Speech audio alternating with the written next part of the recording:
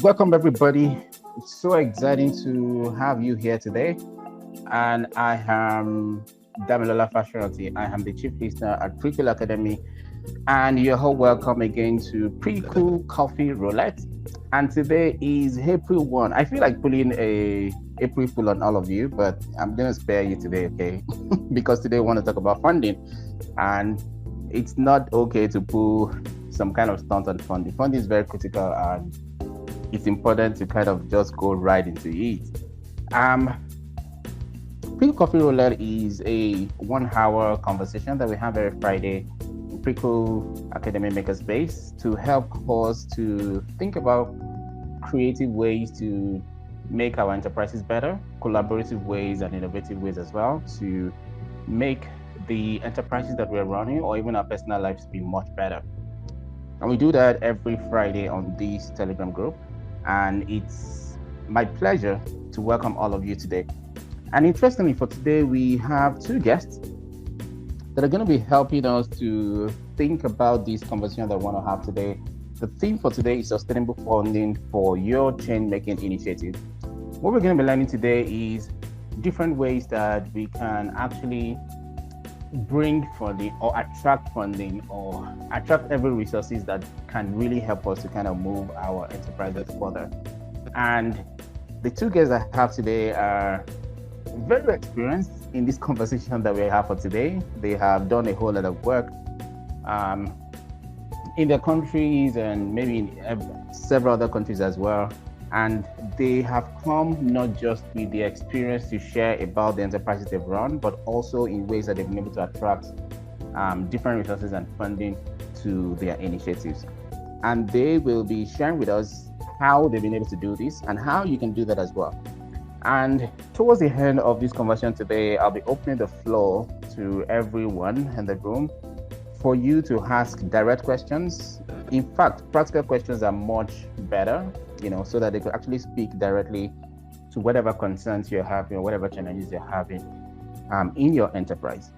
And so I'm just going to go right into it, and I will welcome our first guest for today, who is Joshua Alade. So Joshua Alade, welcome, and can you please tell us a little bit about yourself before we get right into it?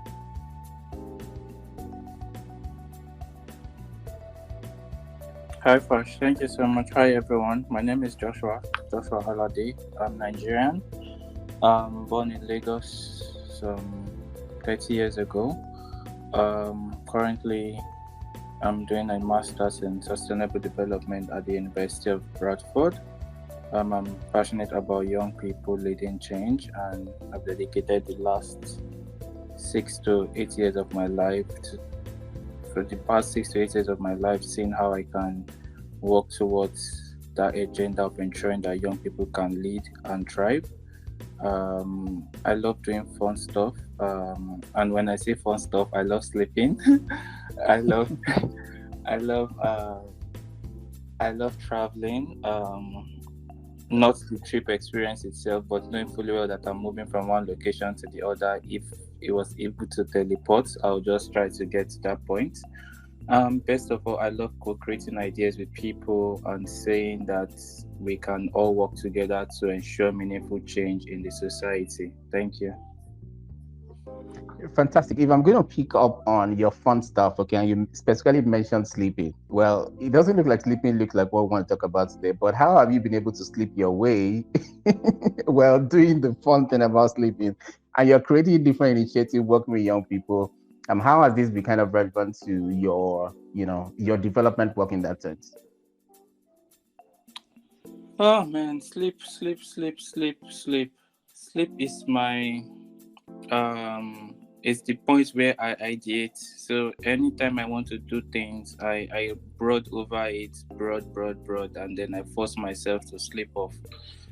And when I'm sleeping, I'm able to, it's like I have a lot of ideas come to me when I sleep on how to go about all of these things. So sleep is my escape from reality to seeing what is possible.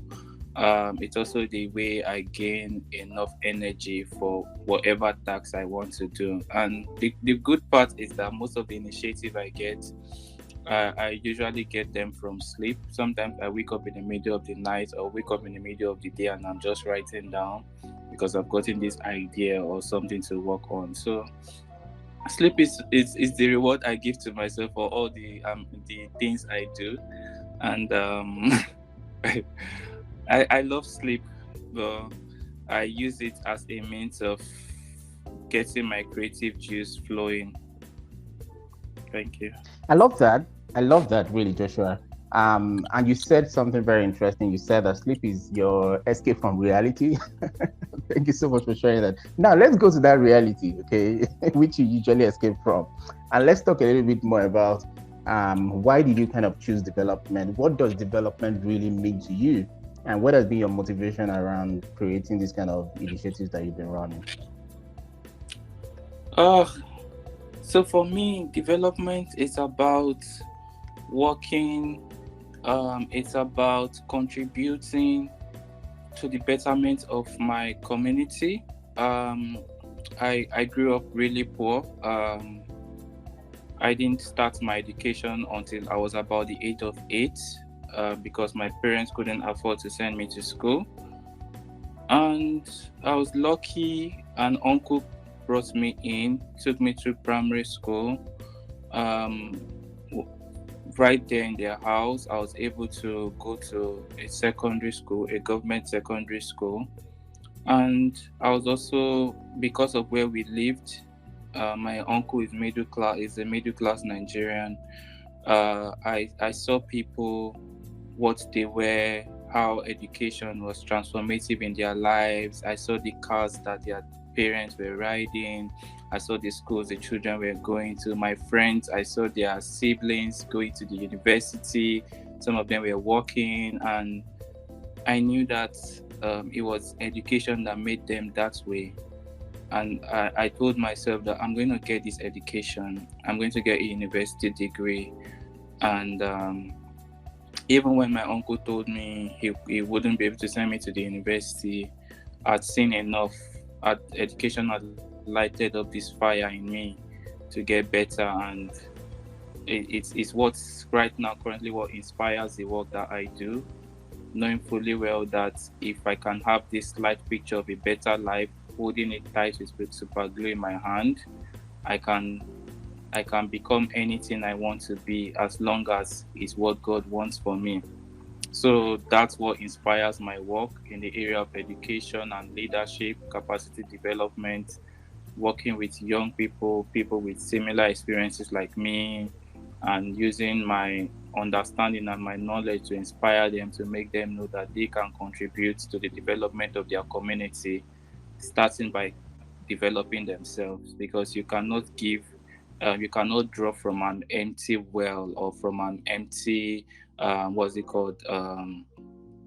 an empty bucket. So first you have to fill yourself, and when you fill yourself, it's easy for you to give out. And giving out is sharing your knowledge, sharing your experiences, being able to support people who are in need with the education that you have, whether it's helping a child to be able to read better, whether it's helping a woman to be able to understand how to calculate her what as prices or our profits at the end of the day, or whether it's the ability to show a stranger the next bus stop, just using your education to be able to support people to achieve a goal or an objective. And for me, that's what education and that's what development is, and that's what inspires the work that I do. Wow, quite interesting, Joshua. It's looking to me like 1 hour is not even going to be enough for us to have all the conversation we want to have today. But I want to bring in our other guest as well, our speaker for today, who is Funmi Omisope, and she's going to be introducing herself shortly. And then we're also going to dive into some of the questions around creating sustainable funding for your initiative. Funmi, can you please introduce yourself to everyone in the room? Okay. Good evening, everyone. I hope we are all in business anyway. Okay, so my name is Funmi Omisope, from Oman Street Kids Work Initiative.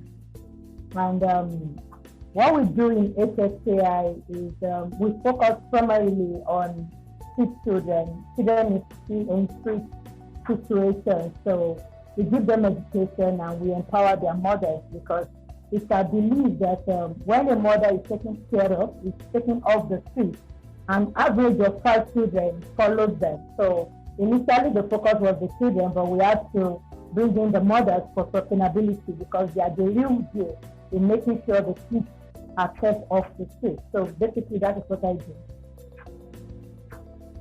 Okay, thank you so much, Funmi, for really kind of accepting our invitation to talk more about sustainable funding today. But before we really go into the funding conversation, we want to get a sense of how you got into this work that you are doing.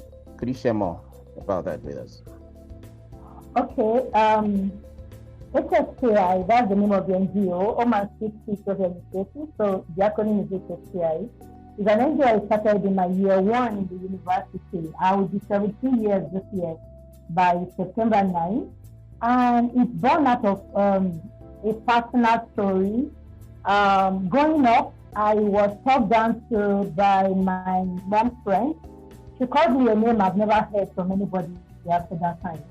I was 8 years old at the time, and I took it as my personality. She said, she called the name in Yoruba. There's no point in me calling it because I believe you've not heard it before.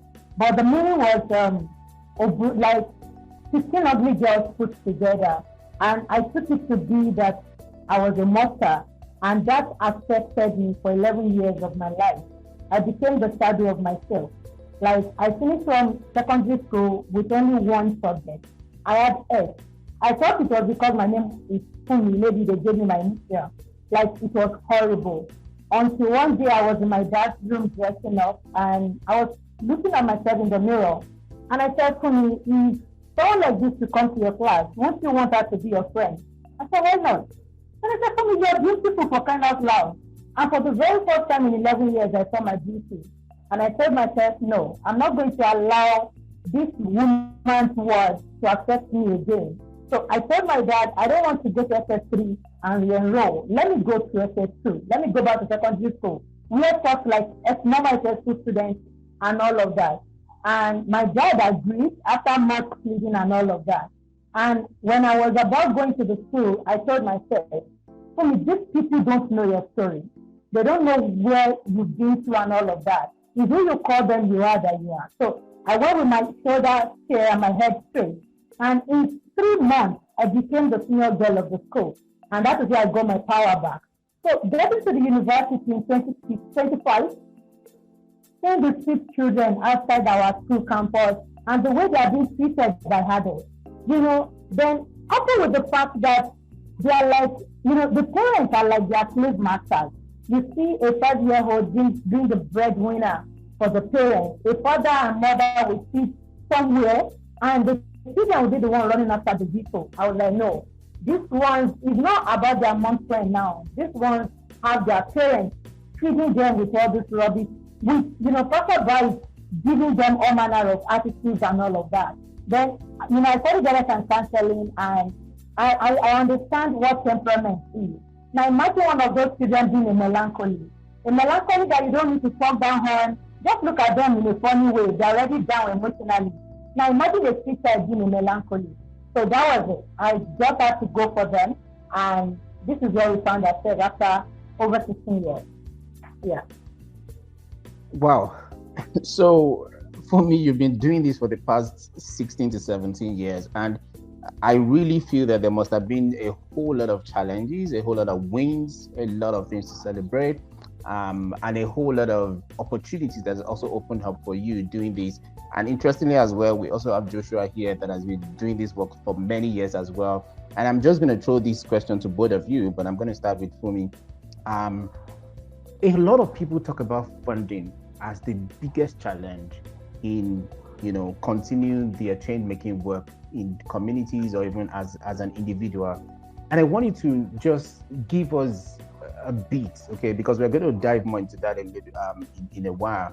But what would you say has been one best approach that has worked for you over these past years, even though there are so many approaches? But which one would you describe as the best that has worked for you?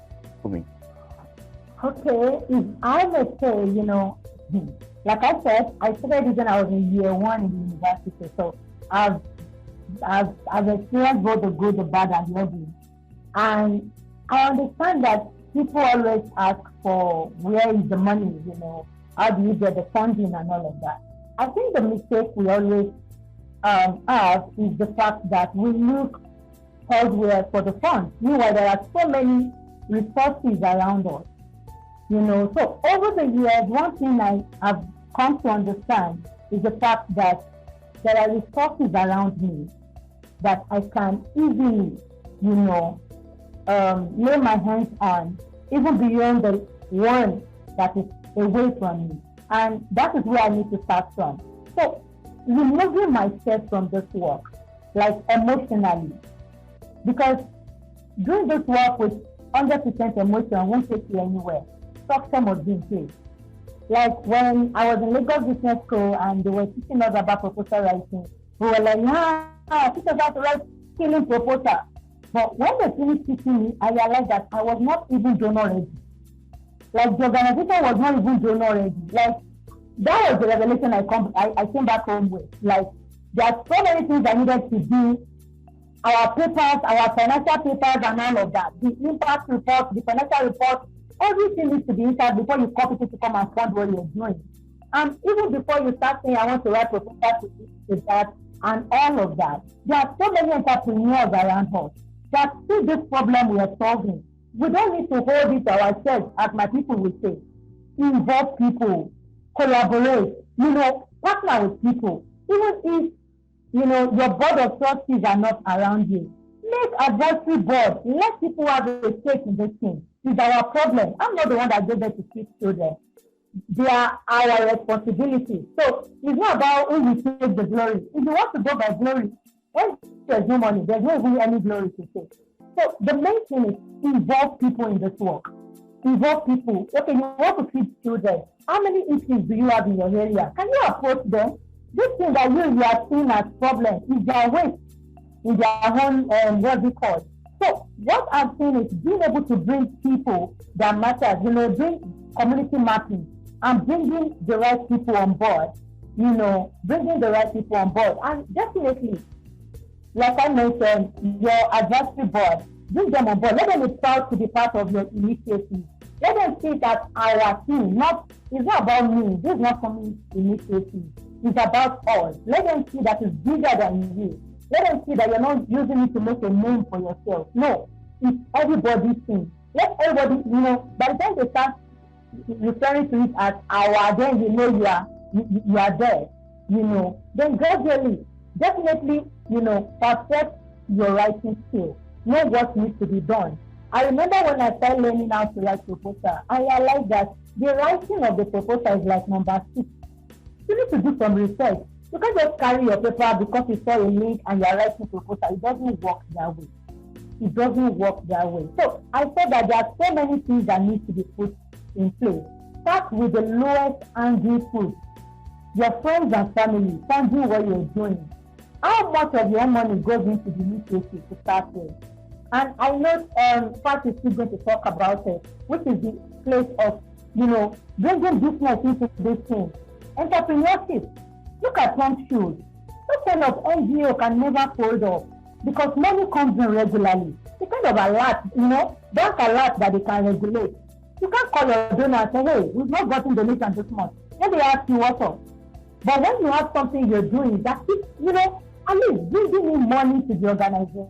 So you need to map it out. It's a strategy. It's not just one thing. It's not all about proposal writing or you leverage on social media, leverage on proposal writing, leverage on corporatives like corporates, like businesses and all of that. It's all encompassing. It's not just one way thing at all. Thank you so much for Funmi. Thank you so much, Funmi, for sharing that. I feel like there's a whole lot of things that you mentioned in just a few minutes. And well, I hope that we'll get some time to also distill more into the practical side of how you've done this and how everyone that is joining us today can do that. Let me pass this to Joshua to share with us his thoughts on this question around funding and how you've been able to break this over the past years. Joshua. All right, thanks, Vash. So one of the things I just want to lift up is that very often, because of the civic space, one of the things that fascinates us more is around how can we get money, and usually not about how can we give value. And yeah, there are a lot of things that Funmi mentioned, and what I really want to lift up and what has really worked for us as at Nigerian Youth SDGs is that we always come with a value proposition. We always come with you with projects that we can do with little to zero funds. And usually when we do that way, a lot of organizations wants to listen to us. In fact, in the earlier stage when we started, people were saying, "Why are you not asking us for money?" And we're like, "Oh, we don't need your money. We just need in-kind donations." And even if we need money to do anything, we'd rather reach out to organizations to say, instead of giving us the money, can you get what we need? We need XYZ, we need branded shirts, we need placards, we need refreshments, we need a laptop. Can you get it for us rather than giving us the money? So the first thing we did at the beginning stage was ensuring that we deliver value, and that has been the fulcrum of the work that the fulcrum of our engagement over the last 3 to 4 years at Nigerian Youth SDGs. If we come to you, the first thing we bring you is the value. We are not asking you for money. And one of the first things I learned earlier in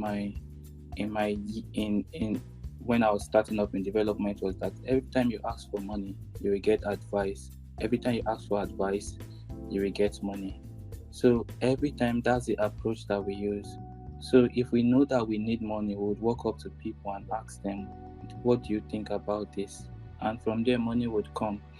And the highlight for us was in, I think, 2019 when we did an event across Nigeria to commemorate International Youth Day. We did it in 21 states simultaneously, and we ran a project across 21 states that had close to 3,000 participants on zero budget. And we had all of those things written, and we had our reports, everything that we have done so far, how our learnings are bringing up about change. And after a while, the money just started coming, and we couldn't say no to them. Like, people were like, "You're doing amazing work. We want to support you."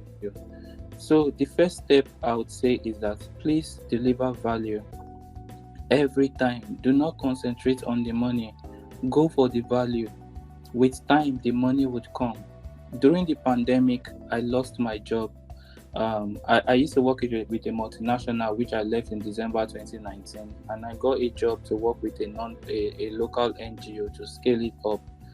And 3 months into 2020, the pandemic happened. I lost my job, and I was like, okay, let's go back to Nigerian SDGs. And the first thing I started saying was, a lot of people would have lost jobs because of COVID. What can we as an organization do? How can we mobilize action to raise awareness for young people who have lost jobs? And from there, we got some funding, because what we were concentrating on was on value. And over the last 2 years, that's also what informs our work. If we are going to do anything, the first thing we ask ourselves is, how will it benefit other people? For 2 years now, we've been having a partnership with international organization, on International Youth Day, and every time they come to us asking, how can we make it bigger this year? How can we make it better this year? And another thing I would say is that please partner with like minds. Partner with people who want it the same way that you want it. Partner with people who want to make the kind of change, the kind of difference that you want, and they want to do it on a big scale. I feel that if you can do that, that would be the best way to be able to navigate through this issue about funding. Because if like minds attract, money is going to flow out of the pocket. Thank you. Okay, fantastic. A lot of points as well. And I think there is something that Funmi mentioned, that you also mentioned, Joshua, which is around partnerships. Now, it feels like you both of you have been doing this for so many years, and so perhaps you already know how this works. And Joshua, you mentioned partner with international organizations. Now, imagine that someone is just starting small, or they're just starting within a community, and they're just the only one doing this. I want you to take it a little bit down to grassroots level. How can you start creating, I mean, on a practical sense now, how can you start creating initial partnerships or initial attraction of like minds? I'm going to start with you, Joshua. All right, so good question, and I'll give a very practical example. In the first ever money I fundraised was about I think it was around either 70,000 naira, and it was in a community in Kwara State. We wanted to renovate the school, and also create a library for the school children. The school had a lot of books, nice books, but they were stored up in cartons. And we discovered that the children love to read, but these books were not available at their reach. The school had lots of classes, but they were boggled. So the windows are either bad, or the board is bad, or the door is bad. So one of the first things I did was I went to the principal and I asked her. I said, please, who are the influential people, or people who went through this school, who you know that if we reach out to them, they'll be willing to support us with money? And the principal and the headmistress gave us a list of influential members of the community that went to that primary school. So we wrote down their names. That was the first thing I did. Wrote down their names, got numbers, went to visit them, shared the plan that we had. Then we also got people who were influential that their children were going to that school. That was the same thing we did. And when we walked up to them, we told them, this is what we are trying to do. We need money, or you can donate in kind. So a lot of them came out. It was the first ever fundraising drive I've done. Some people volunteered their labor. We got a painter. This guy did not go to school, but he loved what we were trying to do, and he said he was going to paint the library. All he just needs from us is for us to supply him the paint. He will do it for free. Some people gave us cement. Some people youth in the community came out. They came to help us with the flooring, everything, making the doors, fixing the windows. Some people in the community donated cement. Some people donated money. So the first thing you have to do is that you need to look out for allies. Look out for people in your community who are passionate about what you are trying to do. People who would have loved to do it, but they don't have the time. Those are the first people to reach out to, no matter how small. 1,000, 10,000, 50,000, all of them starts from 100 naira. So what you can always do is that find people like that who will be able to contribute either in cash or in kind for your project, and also be able to let them know why that project is important to you, to the people who are the beneficiaries, and then circle it back to them to say, if you do this, it's also part of your own contribution to this school. It's part of your own contribution to this community. And then don't make it seem like, oh, I'm trying to just do another project, because sometimes I get a lot of DMs, core members saying, oh, I'm a core member in this community, I want to do a project, blah blah blah. But you can just see that they are just trying to tick the box. It's not like they are doing it because they are genuinely concerned. They want to be able to, at the end of their NYC year, to be able to say, oh, I did so in this community. But you want something that will leave a lasting legacy. You want something that people want to say we contributed to it, not because it's what Joshua wants, but because Joshua knows that it is what the community needs and is inviting us to be a part of that success. I feel like that's the best way to go about it. And over time, it builds your confidence to move ahead from your community to your state, because that was how it grew me. From that just little experience in a tiny community in Kwara State called Ilofa, I'm making partnerships with international organizations. I've run a lot of partnerships with the UN. I've done so many incredible stuff, but every one of those things started with just one small step in one tiny community in Kwara State. Thank you. Thank you so much, Joshua, for really making that practical. And we're going to pass that to Funmi as well. What was your first way to, that you got funding for what you've been running for the past 17 years? Okay, so for me, to start with, I love everything Joshua said. Amazing. And I think one of it was what I was referring to when I said community mapping. For me, when I started just like that. And so it was friends and family that believed in the cause I was running with. And they were the ones, like my sister donating her first salary and people like that. My school mates, even till now, keep putting money in the pot. And, basically that, then gradually we start having people speaking for us in ICAC. Like, okay, let me say significantly, last year, during COVID, we were able to join a network. So like it was mentioning, I think it's necessary you get like minds, like you said. Thank God for internet. There are so many international networks that are doing something related to what one is doing. Like I'm focusing on sick children, and here in Ilorin, we are like the pioneer when it comes to an NGO focusing on sick children directly. So we have so many networks around here, but I've done couple of them, but I realized they're not giving me the kind of values I want. And I had to Google and all of that. Then I was able to join an international network that all of us there focuses on street children. So number one is broadening my mind. Then it gives me different perspective on how we can do our work. And then there's grant opportunities. Like during the COVID, we got a grant to feed our children for 5 months. You understand? Because we understand that there's no hands down during COVID. People don't give anybody anything on the street and all of that. So majorly,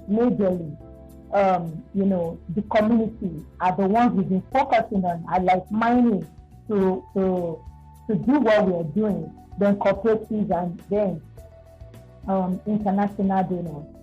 So my own is, when they believe your story at home, it's easy to tell your story outside, because you don't even know who is going to mention your name, in places you've never been to. And easily when one applies for anything outside, they can say, okay, they need rescue and all of that. Easily, you can easily get, and to be spoken for. So basically, that is what we've done. All right, thank you so much for that. Let's turn a little bit to challenges, or what you would consider as the wrong approach towards development. In your years of doing this work, it is likely that you've seen, or you've even experienced a wrong way of doing development. Do you have anything like that you believe that we really need to abolish, or we need to stop doing development that way? Start with you, Joshua.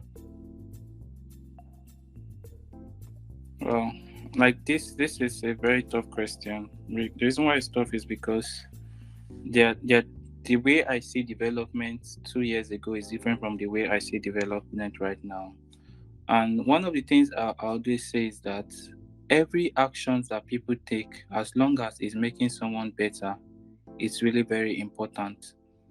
But in development, we have to ask ourselves, how sustainable is this approach? And ask ourselves, what's the level of impact that we can make in changing one's lives? So for instance, there are some people that see development work as something that is fun for them. Oh, it's my birthday, I want to feed 1,000 people.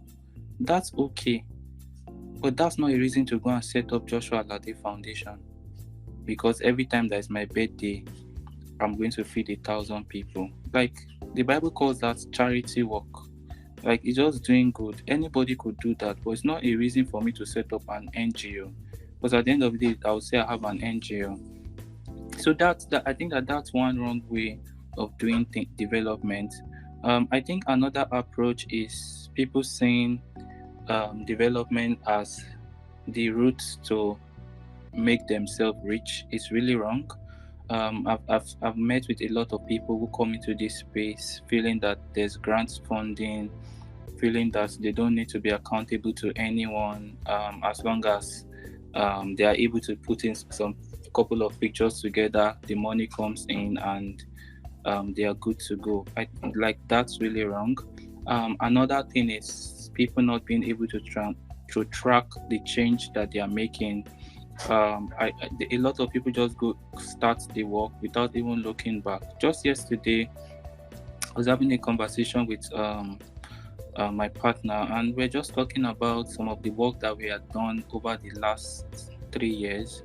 I remember in 2020, we worked on the Nigerian Youth Employment Action Plan, and one of the things we wanted to do was mobilize 10,000 people to take a survey to speak on what their decent work aspiration was and how they wanted policymakers to help them.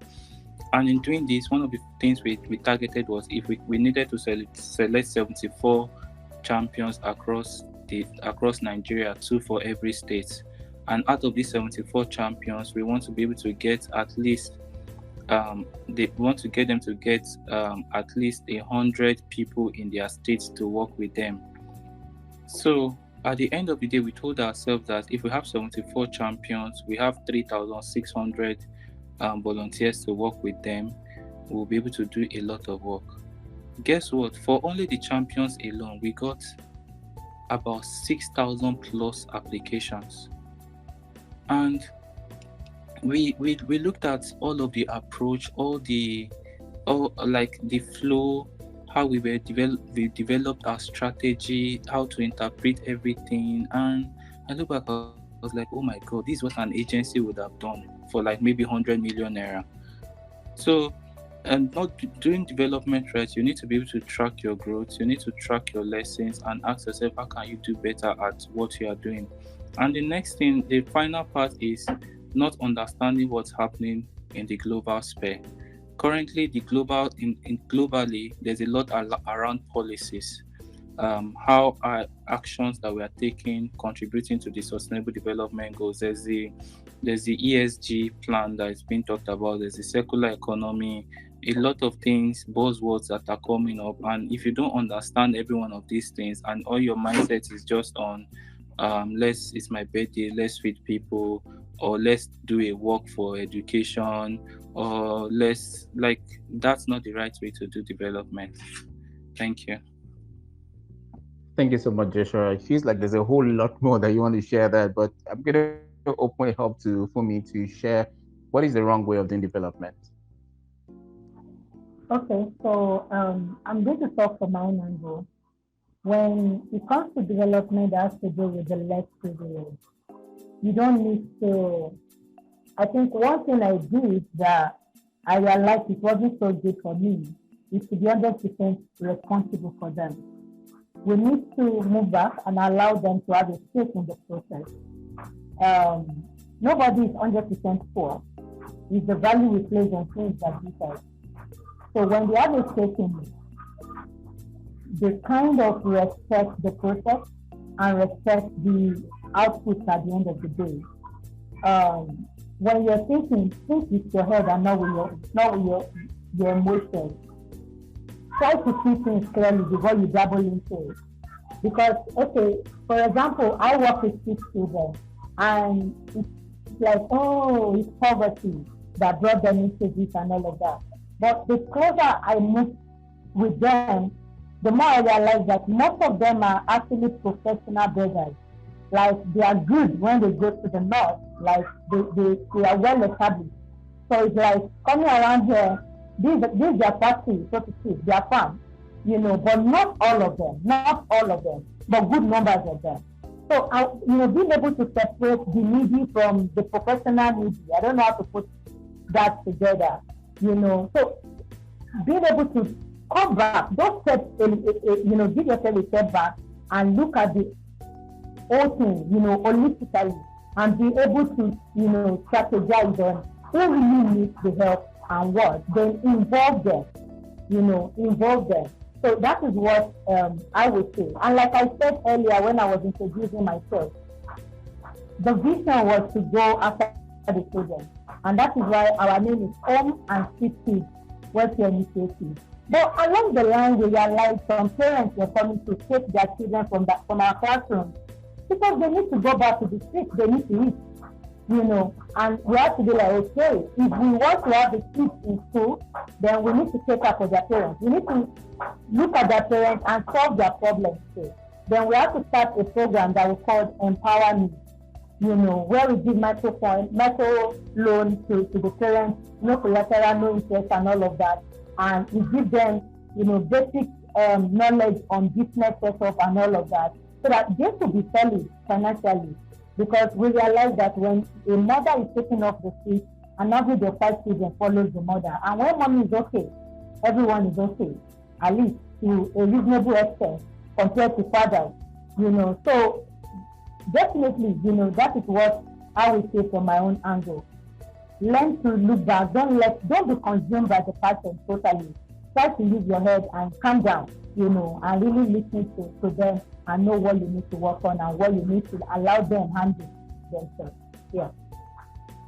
Thank you very much for that. If there are people within the room that has questions, please put that on the group. I'll be able to break that up to our speakers as we have a few minutes to go. I want to put this question out to both of you, and I hope that you not think about this question in a very funny way. Now, Joshua, you mentioned something about don't do this if you're looking at the money. But the truth and the fact is that people need to survive. People want to do good, but at the same time, they want to have money in their pocket. They want to look good. They want to pay for bills. Would you say that making money by making impact is a wrong mindset for doing this kind of work? And I'm going to start with you, Joshua.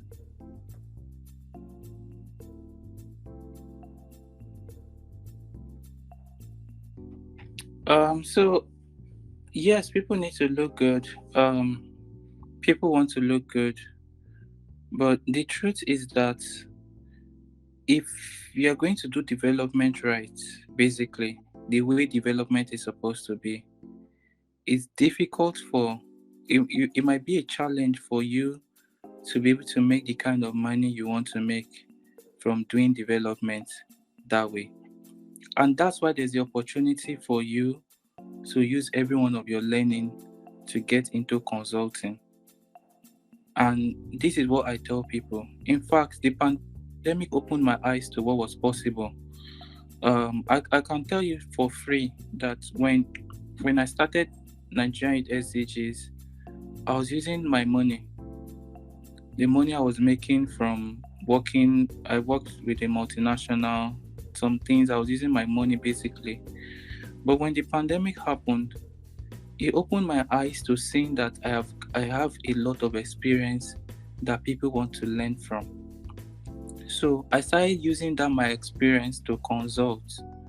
In fact, for the one time I did a 1 hour learning and sharing. Basically, I think what I worked on was, I can't remember what it was.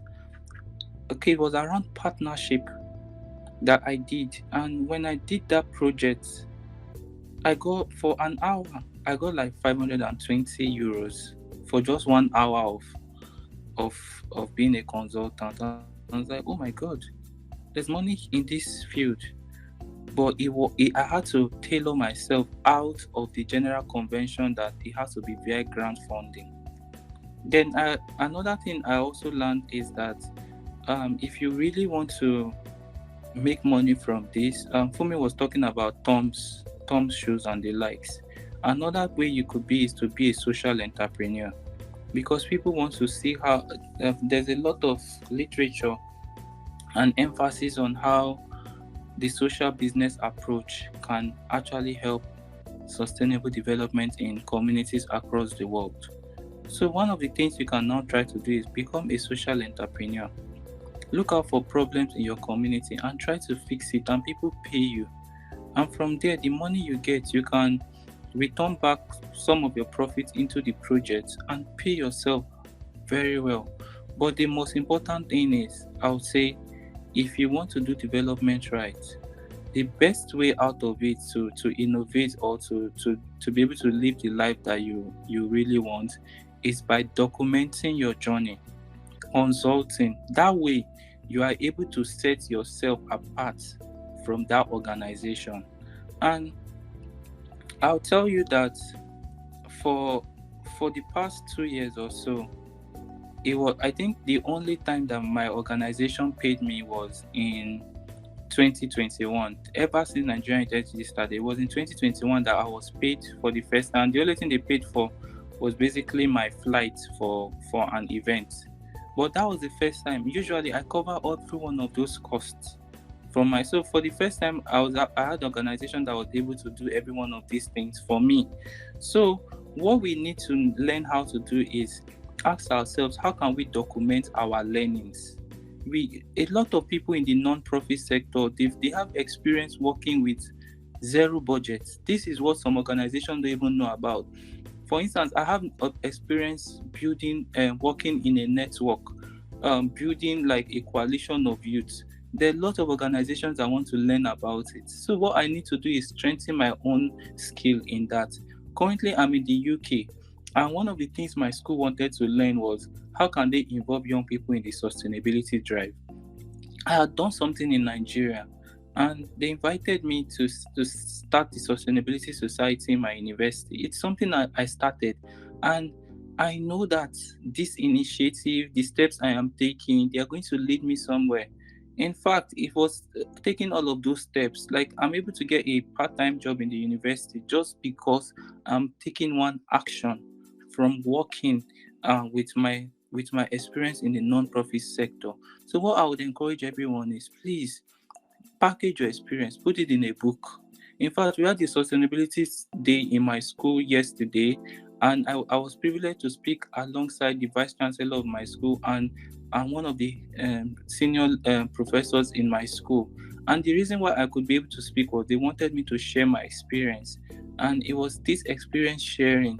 I got a lot of feedback. So if we can do that, I am sure that it will not be far from us from doing good and living good. Thank you.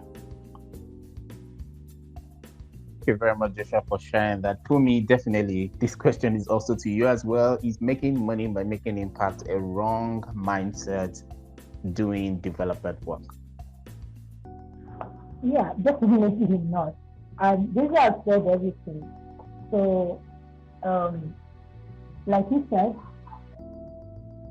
we need money as a first thing. There's one of my partners that whenever I see him in Lagos, the first thing is, how is Funmi doing? It's not about the children or the organization now, because if Funmi is not okay, the organization is not okay. And like this I said, we need to document our journey. Most of the time, we don't even know there's a big deal in our journey. If people outside that know that, we've done this, we've done that, but if we talk about ourselves, to us is our normal life. We don't even see it. We don't see how I don't even know how amazing we've become over the years, and people know this, they notice this, and they just start us, one way or the other, but we need to put things together. And like I mentioned, we can start something. There's this organization I'm part of now, Because International. They are based in the US. They make shoes. So because they focus on Africa, they have their factory in Kenya. So the way they do it, they have a website. If you have some needy children that you want to donate the shoes to, you raise funds on their platform. And when the money is complete, they send the shoes to wherever you want them to send it to. And they are still non-profit. So it's, NGO work has gone beyond just, doing everything. You have to think of how do you bring in money aside the normal grant writing and all of that. Normal inflow, and most especially for yourself. Like Joshua mentioned, percentage to the organization, then some good percentage to you. Because you have bills to pay, you need to live, you need to be able to travel, go for meetings, and learn more things. So it's cool. And when when people know that this social enterprise is attached, this business is attached to the good you are doing in the community, they want to patronize you. It's no longer about the thing you're selling. It's because they know that when they buy this, they have value for what they, for their money, and also, they are doing social good. So it's a two-way thing for them. So it's very perfect. It's very perfect. Yeah, that's what I would say. Yeah, thank you so much for that. We have a couple of questions that has come through the community, and I'm just going to be taking two of them so that we can wrap this up. There's one question here about, and this is from Ogechi, saying that how do you know a problem in a community that is worth starting a fundraising for? Well, I think I will answer that question. That what is the problem in the community that is worth solving? I think that's the first part, and then that is what that you create a fundraising for. Joshua, please take this question. So the way to go about this, it's a beautiful question, but one of the things you have to ask yourself is, are you passionate about that problem? Are you obsessed about it? Do you want to create a change with it? For instance, Funmi is working on supporting children who are on the streets. I know that in April there's International Streets Children Day or some Street Kids Day or something. But as much as I know that street kids, they deserve the best of life, it's not like an area where I have a lot of knowledge in. There's a lot of issues on COVID-19, on the vaccines, but it's not an area where I have a lot of knowledge in. The only thing I can do is raise awareness and inform people. So the first thing you have to ask yourself is, what are you passionate about? Where does your story interlink with this problem?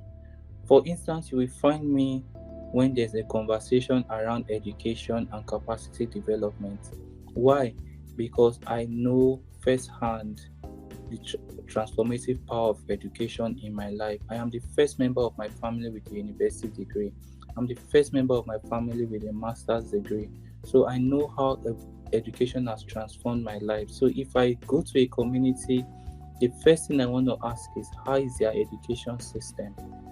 I know how difficult it was when my dad lost his job years before I was born. Growing up, coming to this world and seeing that my mom was like the breadwinner, and how she had to try all her best to make sure that we have 1 square meal or 2 square meal every day. I know that jobs matter.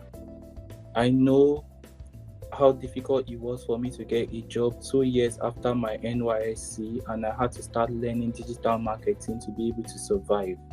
So when I want to talk about jobs, I know how important jobs are. So when there are conversations around that, you will find me there, because I have a living witness.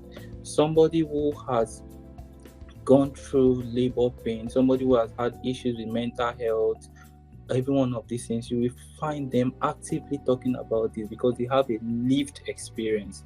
So the first thing you have to ask yourself, do I have a lived experience of this? Do I have a personal connection to this issue?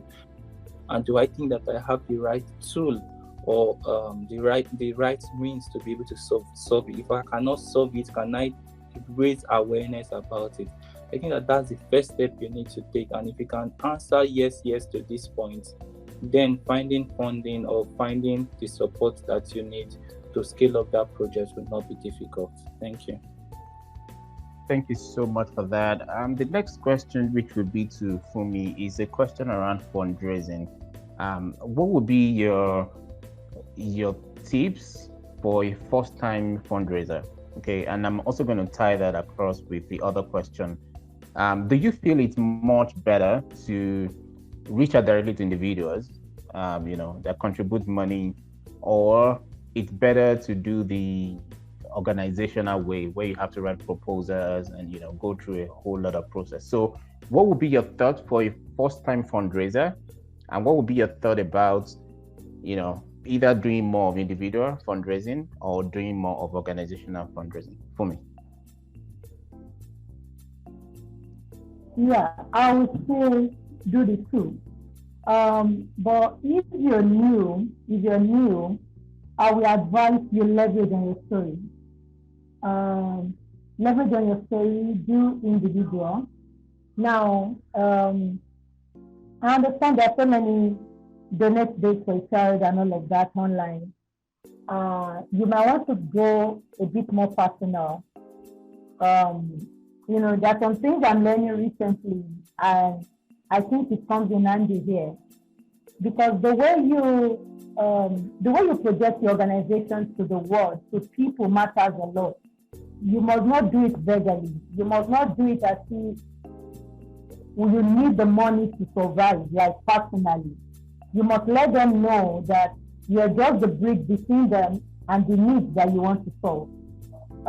Approach individual, like what Jessica mentioned about the community in Kwara State. Approach individual, tell them the impact you want to make. Tell them the impact you want to make, and let them know how much it's needed. And it's not just about the money. Most of the time, in-kind donation, comes in better, because even when the money comes to you, you're still going to use it to purchase something. So why don't you do a community mapping? Who can give this? Who can give that? Who can, the manpower and all of that? And at the end of the day, the whole thing will be done. So that's it. And secondly, I would say that before you say you want to meet a need, do a need test. Don't go and just say they need this thing. Ask questions from these people. I remember back then in UI when I would go to the slums of the Niger Republic immigrants, and I would tell them your children need to go to school and all of that. And they told me they don't need to go to school. We need to eat. Give us food. Because they were fighting for survival, but I was thinking education would solve it. So I realized until I meet that need of theirs, they won't be able to release their children for me. But unfortunately, I was just a student. So we were just, back and forth. Yeah, I was able to get my brand, and then we started something with them. So start with your immediate community, because when your immediate community puts funds in what you are doing, it gives you a bigger story to tell to the international world when you're writing your story. Then you have bigger data to work with. You understand? Leverage on your story. That's the tools you have in your hand. Leverage on your story. And like Jessica said, how passionate are you with this thing? How obsessed are you with it? If you can handle it, some of our ambassadors were around last year, and we took them to one of our communities.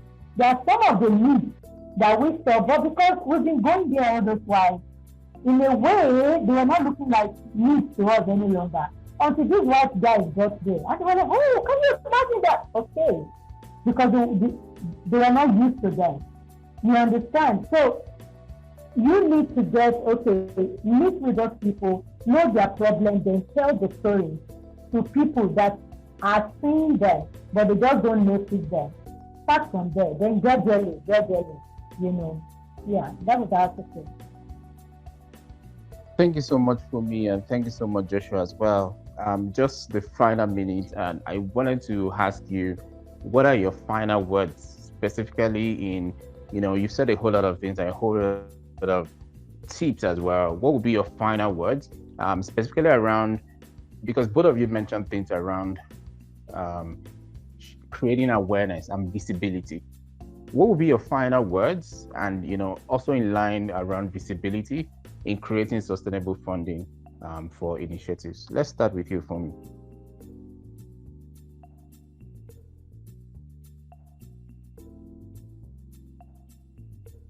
You're muted.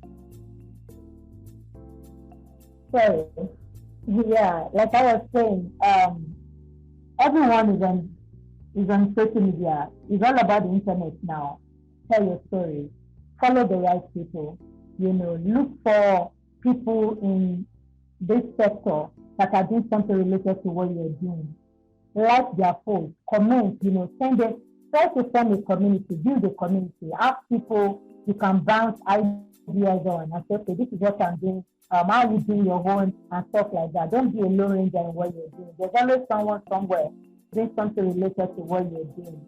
Connect with them, connect with them, and always make sure your work, your story goes out, to your page and all of that. Always make sure, because even when you write proposals and all of that, even to the community people, the business people that you want to approach in your area. Now, people set people up online. They want to see what you've done and all of that. Somebody reached out to me recently and said that I want to come and donate to an NGO. You didn't mention the name of the NGO. I don't even know the country you're speaking from. I don't, with all these scammers everywhere. So I was like, number one, is there an orphanage to start with? And if there's an orphanage, this is not the best way to go about it. So what I would say is, work with your numbers, work with your mind and your head. Let's get the strategy in what you're doing and push your work out. And everything we said today, I know we said a lot. I hope this is recorded. Make sure you listen to it again. Break it all down and put action behind the ones that have to do with you. Thank you very much. Thank you so much for sharing that. I'm giving the mic back to Joshua to share his parting shot and also, of course, talk about creating awareness and visibility in creating sustainable funding. Joshua. So what I would say is the same advice I would give to myself. Spend a lot of time building yourself. Read. Champions that you see, people that you see doing a lot of things, they spend a lot more hours doing research, reading to develop their muscles. I remember I saw a quote from Usain Bolt. He said, I spent hours, days practicing just to show up for 9.58 seconds, and people call me the fastest man in the world. So the times whereby you are building yourself, nobody knows about it, but that's when you should work hard. Keep developing yourself, and that is really very important. And then the next part is document your journey. Funmi had already advised it, document your journey. Talk about the progress you are making and share what you are learning. Don't do it as a means to brag. Do it as a means to share, for people to learn from you. A lot of people will be inspired by the work that you do, but first ask yourself before you share, why am I sharing? Is it as an opportunity to learn, to grow, and to connect? Very often times there's the logic or there's the notion that somebody that you need will find you, but most times I also look at this way and I say somebody that needs me will find me. So look at it both ways, like you are giving value and people need that value and people are learning from you. And then the next thing I would also say is that it's okay if there's no problem to solve. It's okay if you look at something and the only thing you can just do is pray. Do not pressure yourself. There's a lot of pressure I've seen around people who would like, oh, I have to do something. Sometimes you don't have to. Sometimes not doing anything is okay. Saving your mental health is okay. And it takes me back to during the COVID. When COVID happened, I was getting a lot of calls from the UN in Nigeria. What is Nigerian SDGs going to do? What can you guys do? And I'm like, how can you mobilize youth? And in my head, I said, even me I'm scared. The world is ending. I don't know what will happen. Watching all of these apocalypse movies and probably food finish and people start eating themselves. So I was like, I don't know. We don't know what to do. So sometimes it's okay not to know what to do. And do not get pressured. Some people may be making waves, do not let that pressure you. Just concentrate on your own personal growth. I keep telling myself that as long as you are making progress, that's okay. Thank you. Thank you so much, Joshua and Funmi, for joining us today on PrikkleCoffeeRoulette. It's been an exciting time, and we know there's a whole lot more that you would have loved to share. 1 hour is never going to be enough for you to share the experience of over 20 years combined. So we just want to appreciate you and thank you for honoring the invitation and also sharing practical tips on how we could create and attract sustainable funding for our initiatives. And for everyone that joined us today, you can please go into the community and share, one or two things that you learned from today. And perhaps you have more questions, we'll be able to share with you as well all the social media links to our speakers today, so you'll be able to kind of interact with them beyond now. And we want to thank all of you for joining, and we'll see you again next week Friday on another Prikkle Coffee Roulette. Thank you, everybody, and all the best.